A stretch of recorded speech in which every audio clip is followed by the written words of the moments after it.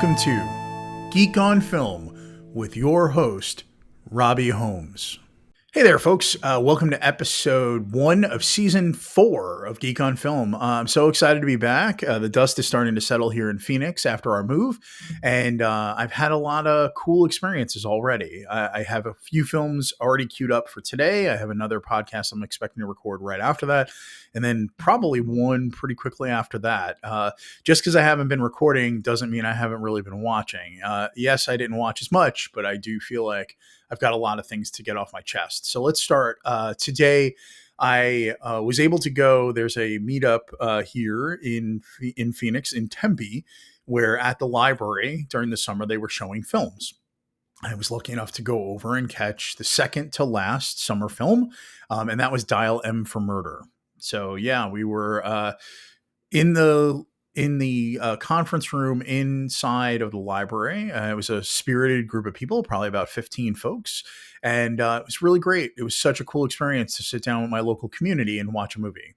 So Dial M for Murder, the amazing film from 1954 that was written by Frederick Knott and directed by Alfred Hitchcock. The summary of the film by our friends at IMDb is: a London playboy plots the perfect murder of his rich and unfaithful wife. My review was 4 stars with a heart, and I said, what a blast. This movie is so crisp and sharp. There's so much symmetry from the setup and explanation at the end in the last 20 minutes. I really love this movie. It's so propulsive, and the pattern of the dialogue is fantastic. The setup of the film is that there's Tony and Margot Wendice, and that's Ray Milland and Grace Kelly. And Margot has been having a secret love affair with Mark Halliday, who is played by Robert Cummings. And then there is Chief Inspector Hubbard, who's played by John Williams. And the Patsy, the person who's supposed to kill his wife, is played by Anthony Dawson. That's Charles Swan. This is a movie that we see so crisply, the dialogue between especially Tony and Mark.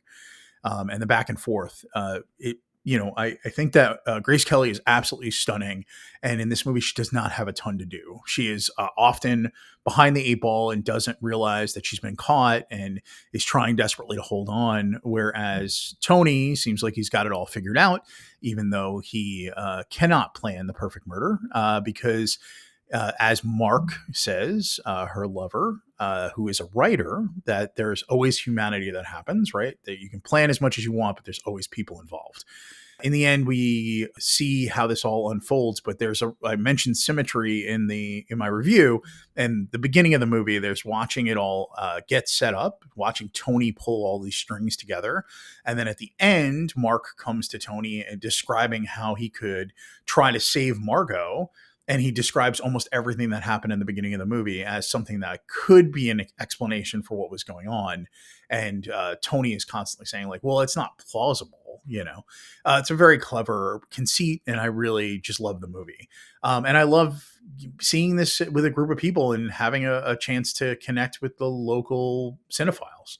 Thank you so much to the Tempe Library and for hosting things like this. So second film for me was the movie Honey Don't.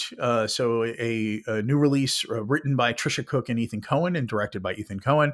The summary of this film is a dark comedy about a small town private investigator, Honey O'Donoghue, who delves into a series of strange deaths tied to a mysterious church.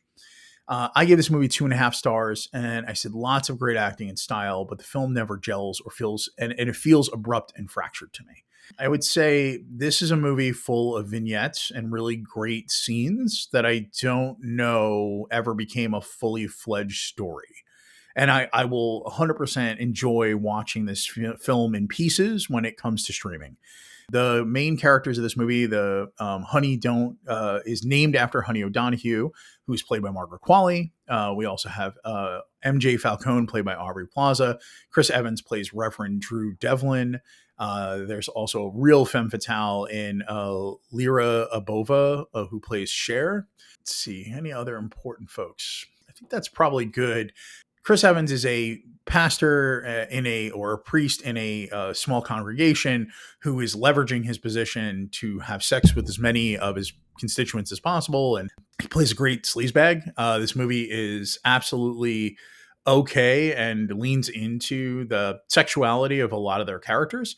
There's a lot of people in underwear, lots of sex scenes, and it's fun. I think they, Chris Evans is shining in this movie. He is probably the best part of it.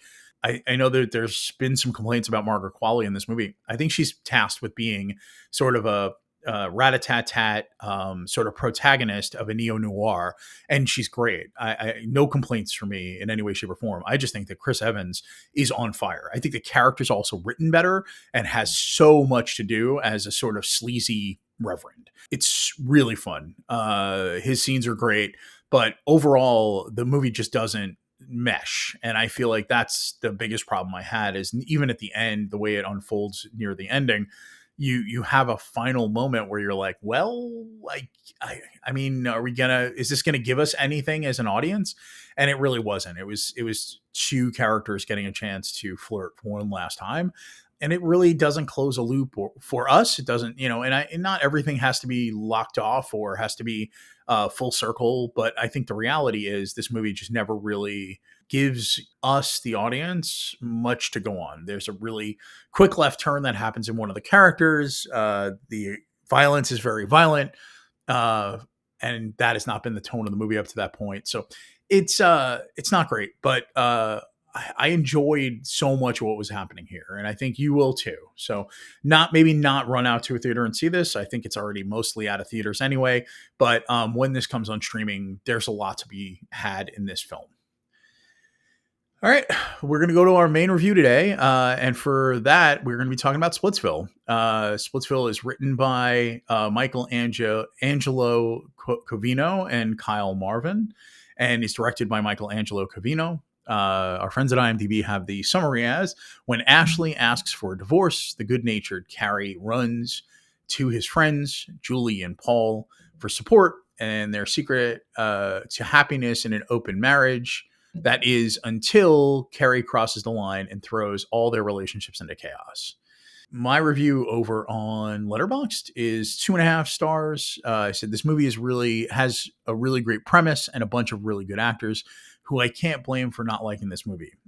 I think in the end, what I was trying to say is it didn't all create a good final movie. None of the characters are really on an arc. They seem to make any fulfilling change or any real uniqueness, except for the fact that we're more accepting, I guess. I made the joke to my wife after this film. We had a date night when we went and saw this, that I think that Dakota Johnson might be the queen of 2.5 star films. Nothing about her as an actress. I actually have lifelong tickets and will have bought my stock and I will watch anything she's in. I find her charming. I think that the films that she's a part of don't always give her character the right things to do or have, but I think she's great in the movies that she's a part of. So it's an interesting problem to solve. Let's jump into the characters real quick. So the 4 main characters are Julie, played by Dakota Johnson, Ashley, played by Adria Arjona, Carrie, played by Kyle Marvin, and Paul, played by Michael Angelo Covino. So written and directed by the 2 main actors, written by the 2 main male actors in this film. They've done movies before together. I think it's obvious that they have amazing chemistry. So Ashley and Carrie are together, and on a vacation, Ashley admits that she does not want to be with Carrie any longer, that she's been cheating on him, and he runs away, almost like a child who doesn't want to hear this, and runs to Paul and Julie's house, a long way away. And during that initial conversation, Paul and Julie are acting like the coolest couple on planet Earth. And the reason that they say their relationship works is that they have an open marriage, and whatever happens, happens. And the reality then unfolds where Julie, who's played by Dakota Johnson, is comforting Carrie, Kyle Marvin's character, and they end up having sex. And the next day, Carrie, who is Paul's best friend, admits that he and Julie had sex the night before. And then absolute chaos ensues. It is funny, but not... for me, it pushes the envelope. Like, there's a violent fight between the two of them that goes on for a really long time, and it leads to some really amazing imagery for the two of them, like falling out of a window on the second floor to the ground floor. But I think there were points where I think it would have been more impactful to stop the fight. At one point, they destroy a fish tank in Paul's son's room, and the fish are all over the floor, and they have to save the fish. And I thought there was a really funny moment and beat there, but it didn't end there. It continued from that point forward. And I think that is maybe just my comedic sense and the way that I feel about this movie is that I'm not on this exact same wavelength as Kyle and Michael. I think this is a good film. I didn't not enjoy myself. I just think the last half of this movie is there's a lot of table setting and untable setting, and it just doesn't feel like a fully fledged movie. It felt like it almost could have been multiple episodes of a television show. And I think I wish it had come together better for me. I don't like to do main reviews of films I didn't love, but I love this premise, and I'm a huge fan of Dakota Johnson, no matter how many 2.5 star films she makes.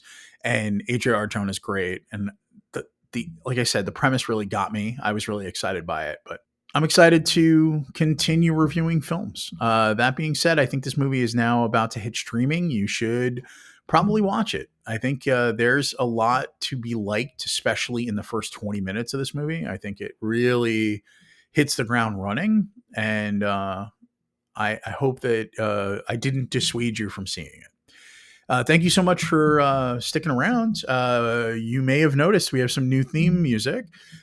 Super thankful to Sam who created that for me, and I'll have a link off to it in the show notes. I will be seeing you next time. There's now a TikTok account, Geek on Film. I'm very excited to be a part of that and to do more there. I think my instant reactions, and I'll be having more of those types of video recording over there. I am looking forward to doing more with the podcast. I am really interested in connecting into what's going on here in Phoenix.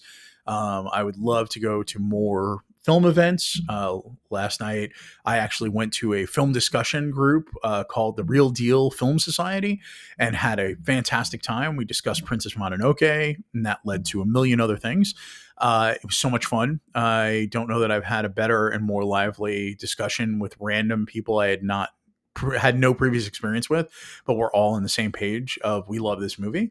So if there's something going on here in Phoenix, please reach out to me. I'm Robbie the Geek everywhere online. The podcast is geekonfilm.com or geekonfilm.com or Geek on Film. Couldn't secure the same handle everywhere. And I'm looking forward to more episodes. Up next will probably be Highest to Lowest, the new Spike Lee, Denzel Washington joint. I will see you soon. Thank you so much. Have a great day. This has been a Geek on Film production.